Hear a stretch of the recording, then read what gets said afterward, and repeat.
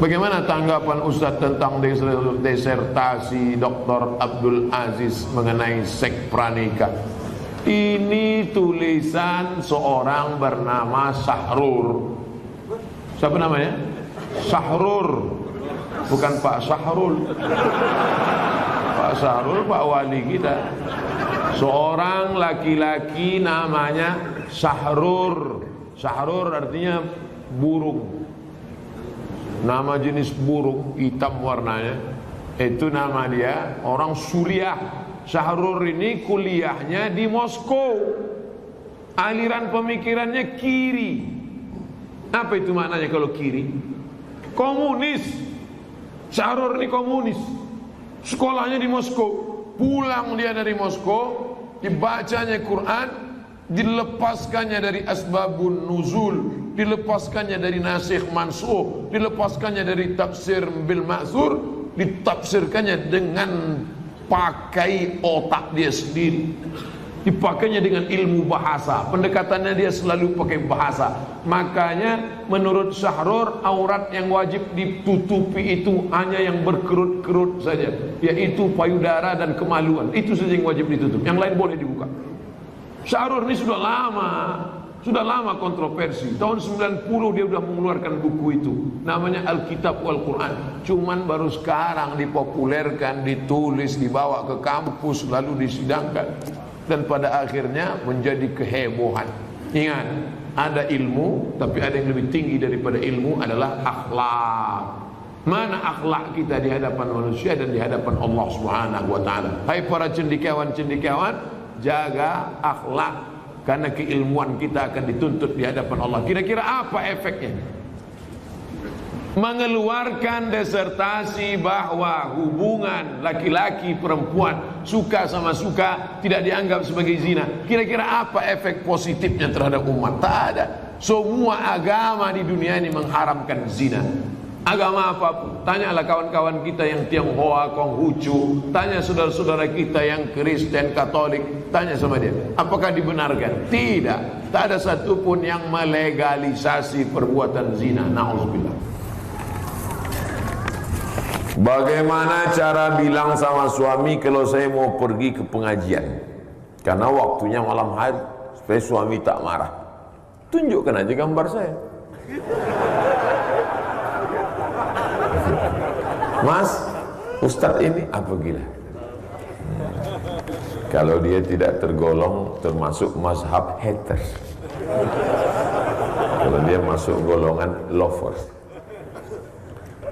Mas, saya izin ada pengajian di Masjid Al-Huda. Kamu pergi sama siapa?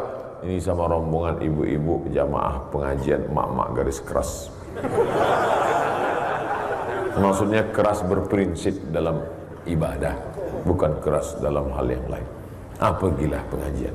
Hai suami-suami, hai laki-laki, aslinya laki-laki yang mengajar perempuan.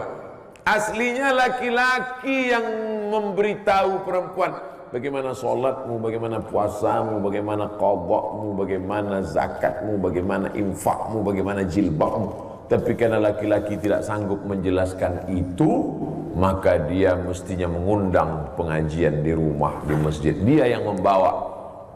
Ya ayyuhalladzina amanu, hai para suami-suami, qu anfusakum, jaga dirimu, wa ahlikum, istri anakmu, nara, dari api neraka. Suami diberi harta warisan 2 kali lipat dari perempuan. Laki-laki diberikan kuasa, ar-rijalu qawwamuna 'alan nisa. Bukan karena Islam diskriminatif, tapi karena tanggung jawab laki-laki yang besar. Siap jadi laki-laki? Banyak sekarang laki-laki enggak siap jadi laki-laki. Berotot tapi melambai. Di mana pengajian Masjid Al-Huda? Sana. Ini termasuk laki-laki yang tak siap jadi laki-laki. Oleh sebab itu saya bangga malam ini saya sedang berhadapan dengan laki-laki yang sejati. Laki-laki yang sejati bukan ototnya tegap. Laki-laki sejati adalah laki-laki yang menyelamatkan perempuan. Khuliqatil mar'atu min dhila'. Perempuan itu diciptakan dari tulang rusuk yang bengkok. A'wajuha a'laha.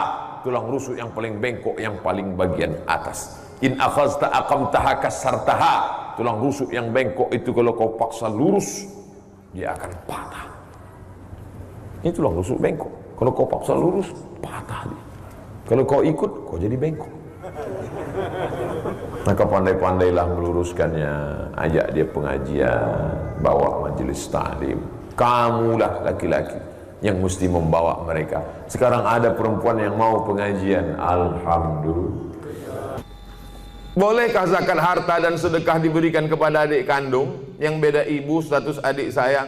Tidak boleh memberikan zakat kepada orang yang wajib dinafkahi. Bapak, Mama, ini 5 juta zakat abang sekaligus belanja kita bulan ini.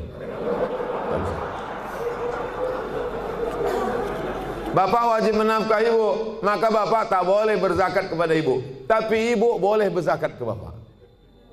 Itu bedanya.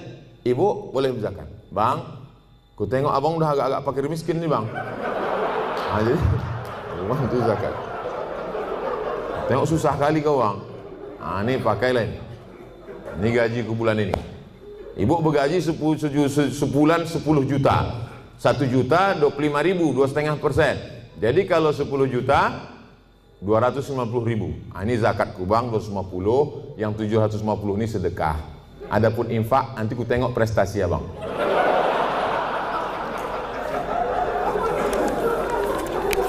Nah, kaedahnya tak boleh berzakat pada orang yang wajib kita nafkahi. Tak boleh berzakat kepada anak, karena anak itu wajib kita nafkahi. Nah sekarang adik, apakah adik itu wajib kita nafkahi? Tidak. Yang wajib dinafkahi itu siapa? Istri, anak, cucu, mertua, orang tua. Yang hubungan langsung, itu yang wajib kita nafkahi. Orang yang tak wajib kita nafkahi, boleh kita kasih zakat. Kalau kita bersedekah pada orang jauh, nilainya 1 sedekah. Tapi kalau kita bersedekah pada orang dekat, nilainya 2. 1 sedekah, 1 lagi silaturahim. Tapi banyak orang tak mau sedekah ke keluarga dekat. Kalau sedekah sama orang lain.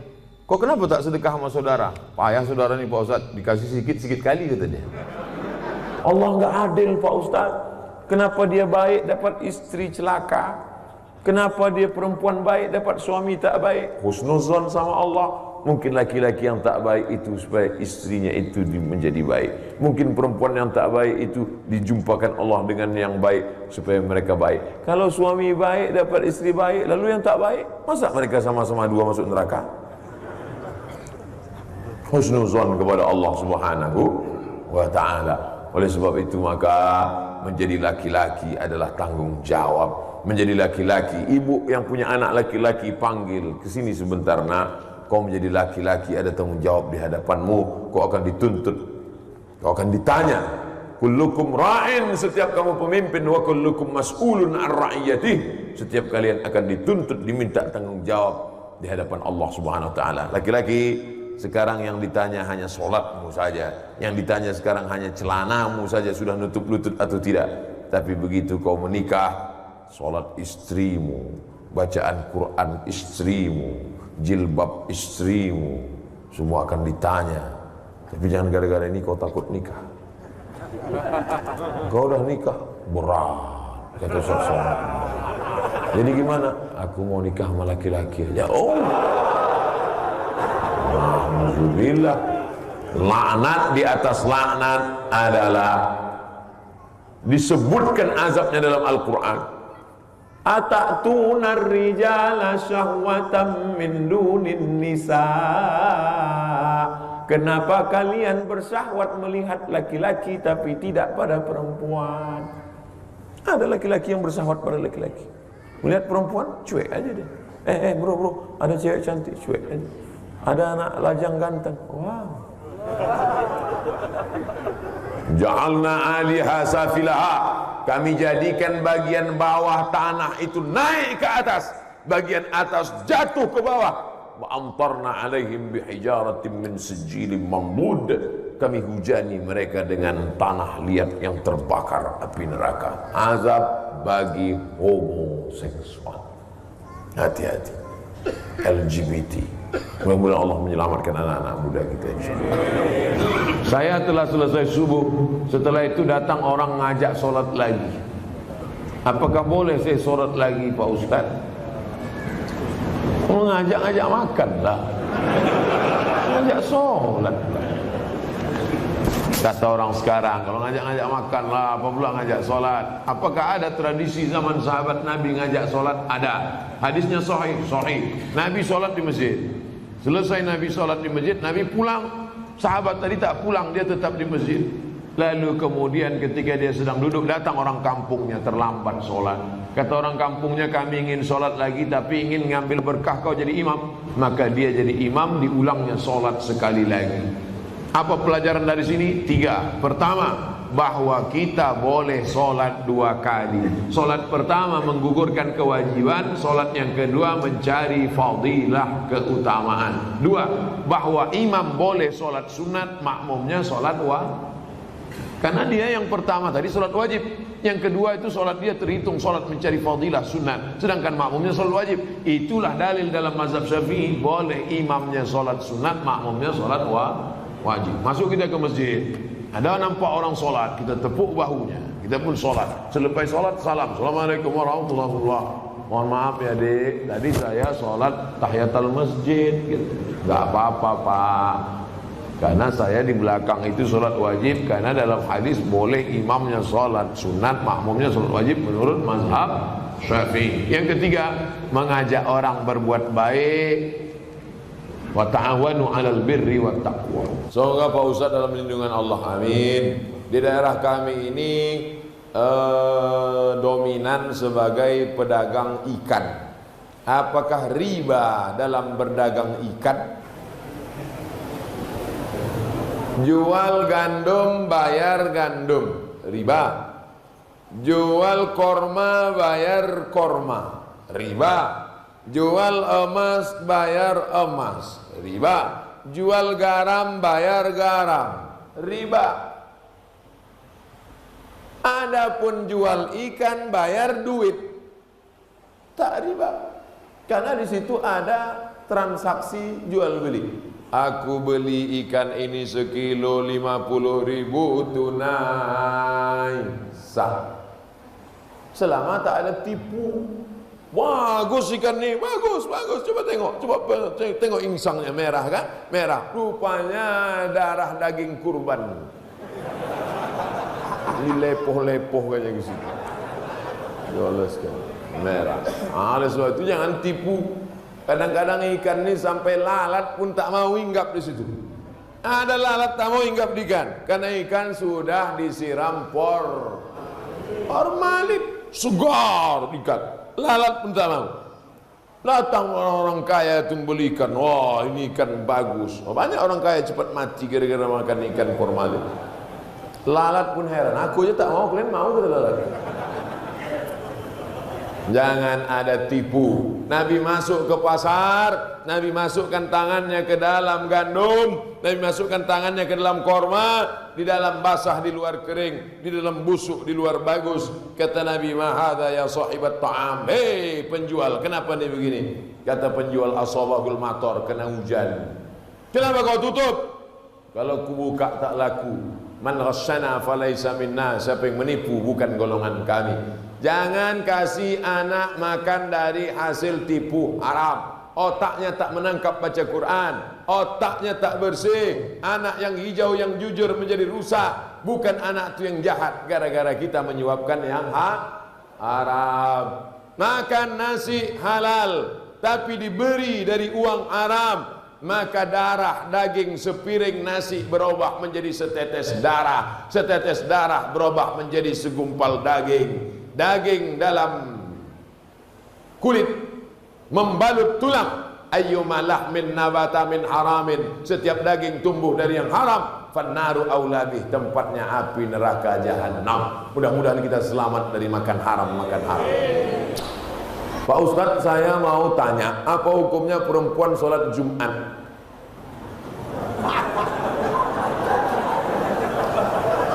Nanti ibu pergi umrah bulan Januari, umrah bersama Ustadz Abdul Somad. dengan Grand Sofa Nauli Ustadz Iqbal. Bulan Januari kita pergi umroh bersama. Ongkosnya Pak Ustadz bayar masing-masing. Nanti itu kebetulan ada hari Jumat. Hari Jumat di Makkah atau hari Jumat di Madinah, dan perempuan di sana sholat Jumat. Maka ibu sholat Jumat, dengarkan khutbah Jumat. Tapi kami tak paham khutbah Jumat pakai bahasa Arab Pak Ustaz. Ada translator by Indonesian language, pakai airport. Gimana khutbah di Makkah tadi ibu? Entah tidur. Jadi perempuan sholat Jumat hukumnya mubah, boleh. Dan perempuan kalau sudah sholat Jumat tidak perlu sholat zuhur. Kenapa perempuan tak boleh sholat Jumat? Siapa yang bilang tak boleh? Inilah dia bertanya, dia belum jawab. Perempuan sholat Jumat boleh. Di Makkah, Madinah, di Jawa pun di sebagian tempat ada sholat Jumat. Dan perempuan kalau sudah sholat Jumat tak perlu sholat zuhur. Saya bilang tak boleh. Kenapa perempuan nunggu laki-laki pulang sholat Jumat baru sholat zuhur? Karena zaman dulu tak ada jam. Zaman dulu tak ada jam. Jadi dia nunggu di rumah. Balik lakinya, barulah. Oh, abang udah sholat Jumat tadi bang? Udah, baru dia sholat. Padahal lakinya itu singgah pula main gaplek kejap.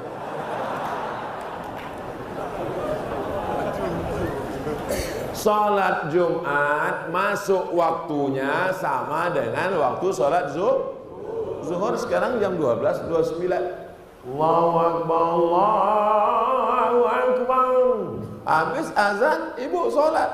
Karena sudah masuk waktu sholat. Cuman zaman dulu takut kalau nengok matahari entah mendung. Maka jangan ikut azan HP. Azan HP itu tak semuanya betul. Apalagi waktu sedang buka puasa. Udah makan rupanya setelan jam Jakarta. Saya pernah baca hadis mengatakan apabila seorang suami melakukan perbuatan mungkar maka secara otomatis jatuh talak. Bagaimana implementasi hadis ini Pak Ustadz? Mengingat seorang istri tidak mengetahui perbuatan suaminya di belakangnya. Maksudnya gini. Man taraka sholata muta'ammidan faqad kafara jihara. Siapa yang meninggalkan sholat secara nyata, secara jelas, secara sengaja, maka kafirlah dia. Mungkin Bapak Ibu pernah lihat itu di internet. Siapa yang suaminya tak sholat otomatis fasakh. Pernah baca? Saya pernah dapat kiriman. Sekaligus pertanyaan, Ustaz, apakah kalau suami itu enggak sholat otomatis istri itu fasakh? Ada namanya tolak, laki-laki menceraikan perempuan. Ada namanya khulu, perempuan menggugat laki-laki. Ada namanya fasakh, hakim membatalkan pernikahan. Contoh, suami murtad. Ya bagus pertama nikah. Tiba-tiba dia murtad, maka hakim memfasakh. Karena kalau suami murtad, istrinya tetap muslimah, maka hubungan mereka adalah zina. Maka harus dipisah. Begitu juga tentang tadi sholat. Kalau dia meninggalkan sholat secara sengaja, secara sadar, pas ditanya, kamu nggak sholat mas? Sholat buang-buang waktu aja. Maka itu sudah fasakh. Hakim menjatuhkan. Hakim mesti memanggil dia. Dipanggil oleh wilayah hisbah. Ini sudah fasakh. Kalau mau, taubat dia, bersyahadat ulang, masuk Islam dia balik, baru bisa disatukan balik. Nah ini hati-hati yang nampaknya sepele, remeh temeh. Bagi yang meyakini bahwa meninggalkan sholat secara sengaja itu adalah kafir, keluar dari agama. Tapi menurut Imam Nawawi, orang yang tidak sholat itu terbagi dua. Pertama, karena malas. Kalau malas tak sampai kafir, dia hanya fasik saja. Fasik artinya tetap Islam, cuma Allah tak beri hidayah pada dia. Itulah makna ayat Allahu la yahdil qaumal fasiqin. Kok kenapa enggak sholat? Aku sebetulnya percaya ayat sholat. Terus kenapa enggak sholat? Lagi malas aja. Nantilah udah agak-agak mati, mau mati sakit. Tapi kalau dia mengingkari, kenapa kamu enggak sholat? Sebenarnya sholat itu enggak relevan untuk zaman sekarang. Ribet sekali sholat itu. Ambil wudhu, buka kaus kaki. Coba kalau ibadahnya pejam mata, selesai, kan enak. Wah, ini sudah menghina, bisa jadi murtad. Na'udzubillah. Dah, mohon Ustadz beri doa membuat hati saya tenang dan ikhlas atas diri saya. Adakah yang terjadi di dunia ini di luar kuasa Allah? Saya tanya sekali lagi, adakah yang terjadi di dunia ini di luar kuasa Allah? Kalau ada yang mengatakan ada yang terjadi di luar kuasa Allah, berarti Tuhan itu dua. Ada Tuhan baik, ada Tuhan buruk. Berarti dunia ini tak pernah aman, karena Tuhan baik sama Tuhan buruk ini berkelahi. Lau kana fihi ma'alihatun illallah la fasadata. Seandainya di langit dan di bumi ini ada Tuhan selain Allah, maka sudah lama dunia ini hancur. Oleh sebab itu segala sesuatu terjadi atas kehendak dan kuasa Allah. Langkah, rezeki, pertemuan, maut, kuasa Allah. Itu maka kaca spion itu kecil dibuat, kaca depan itu besar. Supaya apa? Supaya kita lebih banyak melihat ke depan daripada melihat ke belakang. Ada mobil yang kaca spionnya sebesar kaca depan? Tak ada. Masa lalu itu tengok sekali-sekali aja, tengok habis. Kita lebih banyak menatap masa depan. Begitu banyak masa depan di depannya. Yang senyum tak pula bisa nampak mana yang senyum mana yang tidak. Itu sedapnya ceramah musim corona ini. Oleh sebab itu Bapak Ibu yang dimuliakan Allah Subhanahu wa taala, yakinkan bahwa ini adalah sudah selesai, tatap masa depan, maka kita berharap, tidak ada tempat berharap kecuali kepada Allah. Kalau kita emosi, marah-marah, ngamuk-ngamuk, itu meledak-ledak. Marah itu apa definisi marah? Definisi marah itu adalah darah dalam jantung yang mendidih, menggelegak ke atas, mengamuk, mata memerah, bawaan emosi. Tapi kalau dia ditahan, kita tidak marah, muncul sedih. Kalau diluapkan, marah. Kalau tak dilepaskan, sedih. Maka tidak ada yang bisa menghilangkan marah dan sedih kecuali ridha menerima takdir ketetapan Allah Subhanahu wa taala. Itu bagian dari takdir Allah. Karena ibu kan sudah usaha dulu. Sudah kenal dengan baik, ditengok badannya gagah, berotot, kumis melintang. Kan belakangan baru tahu dia melambai.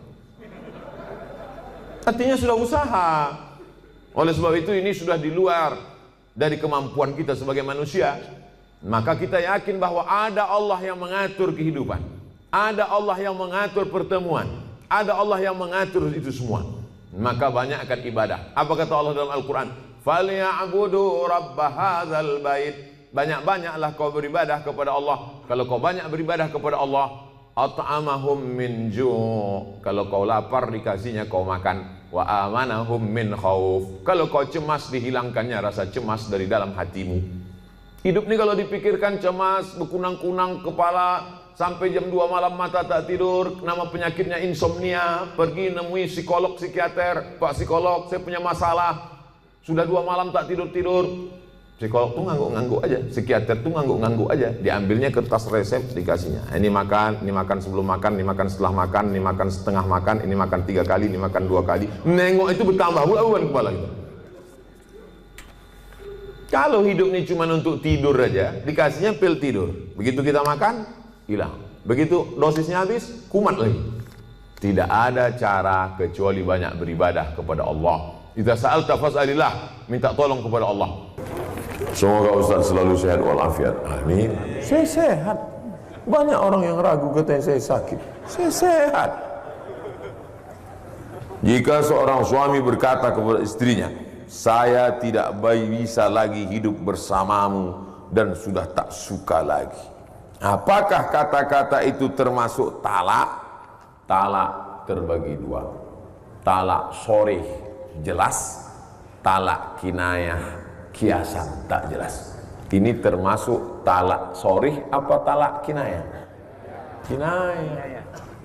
Kalau dia jelas, ku talak engkau talak satu. Talak itu cerai, bukan gini kan.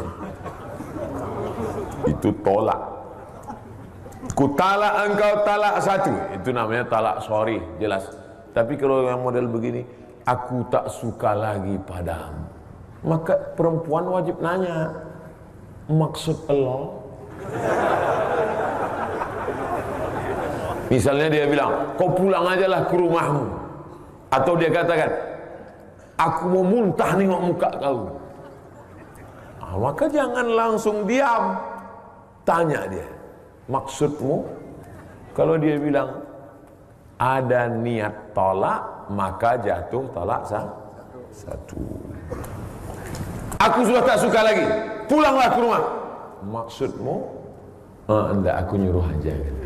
Enggak jatuh, berarti enggak ada niat. Tapi kalau kata dia ada niat, maka jatuh talak satu. Talak satu masih bisa rujuk Pak Ustaz? Bisa. Limit waktunya berapa lama? 3 bulan. Kayak visa paspor juga. Kalau sebelum 3 bulan itu dia balik, rujuk. Cara rujuknya, datang aja sama dia. Makanya talak itu nggak boleh keluar rumah. Kalau laki-laki mentalak itu bukan berarti perempuan keluar rumah, tetap satu rumah. Cuman beda kamar. Pas hujan balik lagi.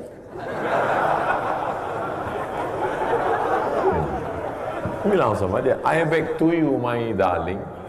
Nah, balik. Tapi kalau sudah habis limit waktunya, masih bisa dia balik? Bisa. Cara baliknya akad ulang. Karena waktu iddah namanya sudah habis. Macam nikah pertama kali dulu. Ada mempelai laki-laki, ada wali, ada 2 saksi, ada mahar, ada ijab dan wow. Aku nikahkan engkau dengan anakku dengan mahar sebentuk cincin emas tunai sah. Itu namanya pengantin baru stok lama. Jelas? Talak 2 masih bisa balik. Yang tak bisa balik talak 3. Makanya semarah-marahnya engkau jangan langsung talak 3. Ini ada laki-laki ini marah, menggeletar dia. Aku talak 100. Talak 100 jatuhnya 3. Ku talak engkau sebanyak bintang di langit. Jatuh 3. Kalau sudah jatuh talak 3, la tankihu fala tahillu lahu hatta tankiha zawjan ghairah. Tidak boleh kau nikah dengan dia sampai dia nikah lagi dengan laki-laki lain. Hati-hati. Makanya laki-laki itu sebelum menikah mesti paham kursus pernikahan. Jangan asal-asal aja. Ini yang penting mampu, punya uang langsung nikah, nggak ngerti masalah. Akhirnya rupanya dia sudah talak dan dia tidak tahu talak. Sudah talak bolak-balik. Asal marah talak. Lambat teh manis talak. Lambat sarapan talak. Lambat setrika talak. Rupanya anak-anaknya selama ini anak-anak zina. Gara-gara tidak tahu hukum talak. Makanya belajar, ngaji. Tapi masyarakat jamaah Masjid Al-Huda ini semua saya yakin sudah ngaji insyaallah. Apa pendapat Ustaz tentang film The Santri yang tidak mencerminkan kehidupan pesantren yang sebenarnya dan disutradarai oleh Livi Zeng yang kontroversi itu? Kalian mancing-mancing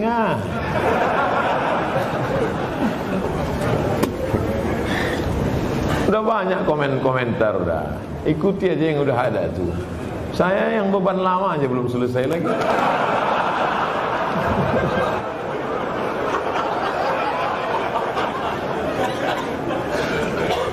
Haram hukumnya masuk ke rumah ibadah orang lain. Haram. Saya tak nonton film ini sampai habis. Baru menengok trailernya. Tapi di dalam itu yang bisa saya komentari, pertama masuk ke rumah ibadah. Karena Nabi tak mau masuk ke dalam tempat fihi surah wat tamathil. Kalau di dalam itu ada patung berhala. Maka dalam Islam mazhab Syafi'i mengharamkan masuk ke dalam rumah ibadah di dalamnya ada berhala. Mazhab Syafi'i. Kita pakai mazhab apa? Mazhab Syafi'i. Dua, tentang masalah laki-laki perempuan berdua-duaan tak mahram. Anak-anak. La yakhluwanna rajulun ma'amra'atin illa ma'adhi mahramin. Oleh sebab itu maka kita jaga anak cucu kita dari perbuatan-perbuatan maksiat. Bahwa ada misi-misi sesuatu di balik ini semua, wallahu a'lam bishawab. Kita akan diminta tanggung jawab di hadapan Allah Subhanahu wa taala. Islam tak perlu diajari bagaimana berinteraksi sosial dengan saudara kita non muslim.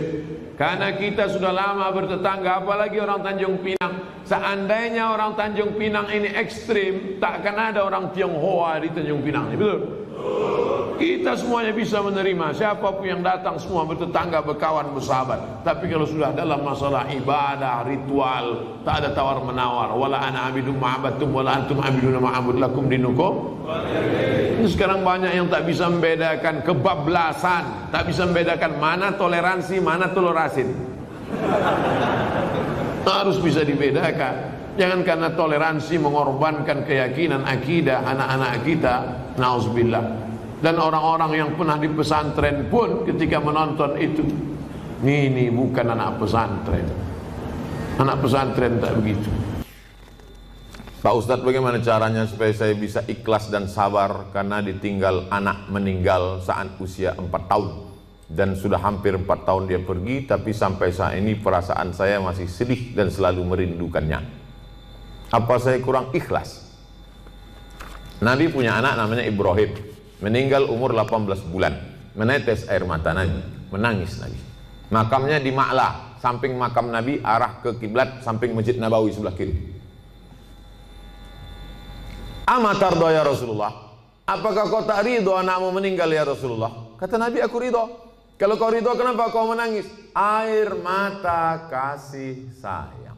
Makanya kalau sekedar menangis, jangan larang. Kalau ada ibu-ibu menangis, kata Nabi, da'hunna, biarkan mereka Umar, biarkan mereka menangis. Yang tak boleh itu meratap. Meratap itu, oh Allah, nggak bisa boleh. Selama lidah tak bergerak, selama tangan tak bergerak, hanya tetesan air mata boleh. Tapi kalau sudah mulut bergerak, mengapalah anakku, kenapa tak anak dia?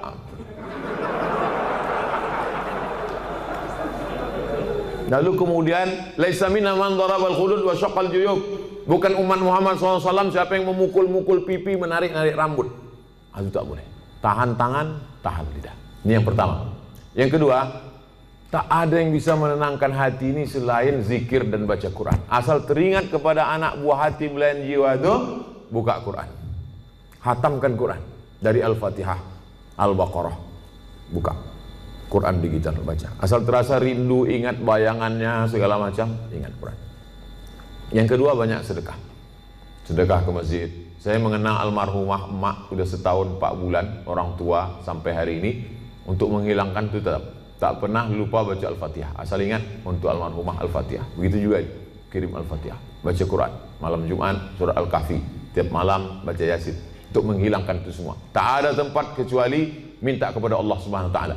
Yang ketiga, ada yang lebih sayang kepada dia daripada kita. Mana yang lebih sayang kepada anak kita itu? Kita atau Allah? Allah. Itu barang pinjaman. Diambilnya. Kenapa kita marah? Inna lillahi wa inna ilaihi, itu punya dia. Ketika diambil, kenapa kita marah? Ini mimbar ini bukan punya saya, ini mikrofon ini bukan punya saya. Ketika diambil marah saya, berarti saya gila. Ini bukan punya saya, kecuali ini saya bawa dari rumah. Bukan punya kita. Maka yakinkan bahwa ada yang lebih sayang daripada aku. Yang keempat, berpisahnya hanya sekejap. Nanti ketika anak ibu ini disuruh Allah masuk ke dalam surga, apa kata anak itu? Ya Allah, aku hanya mau masuk ke surga dengan yang pernah melahirkan dan membesarkan aku. Disitulah ibu mendapatkan syafaat anak. Syafaat Nabi ada, syafaat malaikat ada, syafaat Quran ada, syafaat penghafal Quran ada, syafaat ulama ada. Ada syafaat anak kecil, ditariknya ujung kain jubah ibu masuk ke dalam surga bersama dia. Anak kecil itu di dalam surga membawa nampan-nampan tempat air minum, menuangkannya lu'lu'il maknun. Mereka itu seperti permata berkilau cahaya terbang ke sana kemari. Dia menjadi pelayan-pelayan surga karena mereka tak ada dosanya sama sekali. Yang kelima, ada yang lebih tinggi daripada amal soleh, zakat, puasa, infak, wakaf, haji mabrur dan jihad. Apa itu yang paling tinggi? Ridha. Orang yang sudah masuk surga itu ditanya Allah, kalian sudah dapat semua kenikmatan surga, apa yang belum? Ada satu, ya Allah. Apa itu? Ridhaka. Kata Allah, yang dapat ridhoku cuma satu. Siapa dia? Orang yang ridho menerima ujianku. Ibu ridho menerima ujian ini, sabar ibu, maka ibu adalah orang yang masuk ke surga bersama anak itu. Mudah-mudahan kita semua sabar menerima ujian Allah Subhanahu wa ta'ala.